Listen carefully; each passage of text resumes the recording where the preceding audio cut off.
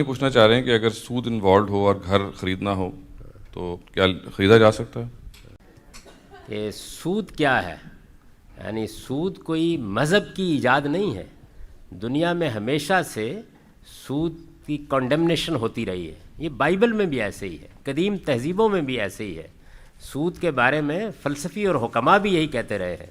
تو سود ہوتا کیا ہے؟ سود ان چیزوں میں ہوتا ہے جو اپنے وجود کو فنا کر دیتی ہیں. یعنی میں نے آپ سے روپیہ لیا، 1 کروڑ روپیہ لیا قرض کے طور پر، تو میں اس کو کیا کروں گا؟ خرچ کر دوں گا نا. لہذا وہ اپنا وجود کھو بیٹھے گا. میں نے اس کو خرچ کر دیا، اب جب میں اس کو واپس کروں گا تو مجھے دوبارہ اسے پیدا کرنا پڑے گا.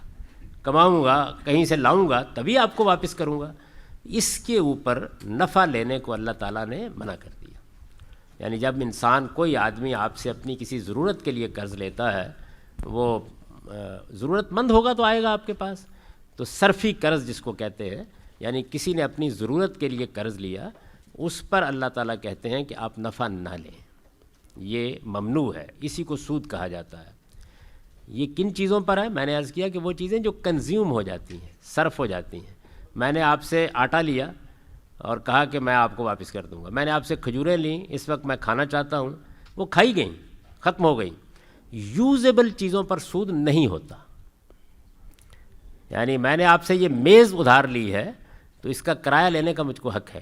یہ یوزیبل چیز ہے، قابل استعمال چیز ہے. تو اس وجہ سے جب بینک آپ کو مکان کے لیے پیسے دیتا ہے تو اصل میں وہ اپنے پیسے کو مکان میں تبدیل کر دیتا ہے. یعنی اب وہ مکان کے کاغذات بینک کے پاس چلے جاتے ہیں اور وہ ملکیت آپ کی کے اوپر اس وقت تک کنٹرول رکھتا ہے جب تک آپ اقساط دے کے قیمت پوری نہیں کر لیں گے. تو اس میں کیا ہوا ہے؟ روپیہ ایک چیز میں بدل گیا ہے جو استعمال کی چیز ہے. آپ اگلے دن مکان میں شفٹ ہوں گے اور مکان کو استعمال کرنا شروع کر دیں گے. کار میں بدل گیا ہے تو یہ بھی قابل استعمال چیز ہے. آپ کی فیکٹری کی مشینری میں بدل گیا ہے، یہ بھی قابل استعمال چیز ہے. تو قابل استعمال یوزیبل چیزوں میں سود نہیں ہوتا. اس وجہ سے اطمینان سے مکان لیں، اس میں کوئی خرابی نہیں ہے. پہلی بات یہ، گاڑی، مکان، جب روپیہ شے میں بدل جائے، قابل استعمال یوزیبل چیز میں بدل جائے، کنزیومیبل نہیں رہا، تو پھر سود ختم ہو گیا. ایک بات. دوسری چیز یہ کہ قرآن نے جس کو منع کیا ہے، حرام قرار دیا ہے، وہ سود لینا ہے. دینے کا معاملہ قرآن مجید میں سرے سے یا حدیث میں زیر بحث ہی نہیں ہے. بلکہ آپ سورہ بقرہ کے آخر میں پڑھیں تو یہ معلوم ہوتا ہے کہ جو بیچارے دے رہے ہیں وہ مظلوم ہیں. اللہ تعالیٰ ان کے بارے میں کہتا ہے کہ ان کو مہلت دو. یہ اگر اپنا اصل زر پرنسپل بھی واپس کرنے میں دقت محسوس کر رہے ہیں تو ان کو مہلت دو. ایک لفظ بھی کنڈمنیشن کا نہیں ہے. تو سود لینا کیوں؟ اس کی وجہ یہ ہے کہ سود لینے والا تو اصل میں قرآن کے نزدیک یا عقل کے نزدیک ایک ناجائز پیسہ لے رہا ہے. دینے والا اپنا جائز پیسہ کمایا ہوا دے رہا ہے، اس کے مال میں کوئی حرام چیز نہیں آ رہی. تو یہ پہلے یہ سمجھ لیجئے کہ سود صرف کنزیومیبل چیزوں میں ہوتا ہے، یوزیبل میں ہوتا ہی نہیں.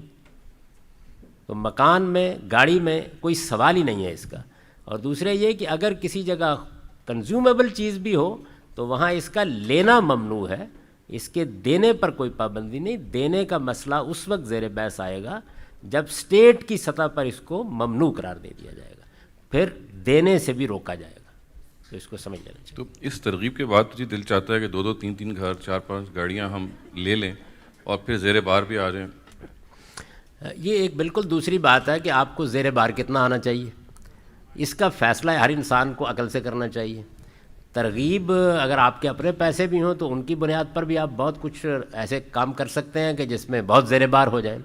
تو اس کا تعلق تو انسان کے فیصلے سے ہے. اخلاقی لحاظ سے اس میں کوئی رکاوٹ نہیں، مذہبی لحاظ سے اس میں کوئی رکاوٹ نہیں ہے. یوزیبل چیزوں میں سود ہوتا ہی نہیں سرے سے. ورنہ تو ہر مکان کے کرائے کو ناجائز کہیں گے آپ. پھر تو جہاز پر سوار ہوتے وقت بھی دیکھنا پڑے گا کہ استعمال کرنا ہے تو کرایہ دیں گے تو سود ہو جائے گا. تو یوزیبل چیزوں میں سود نہیں ہوتا.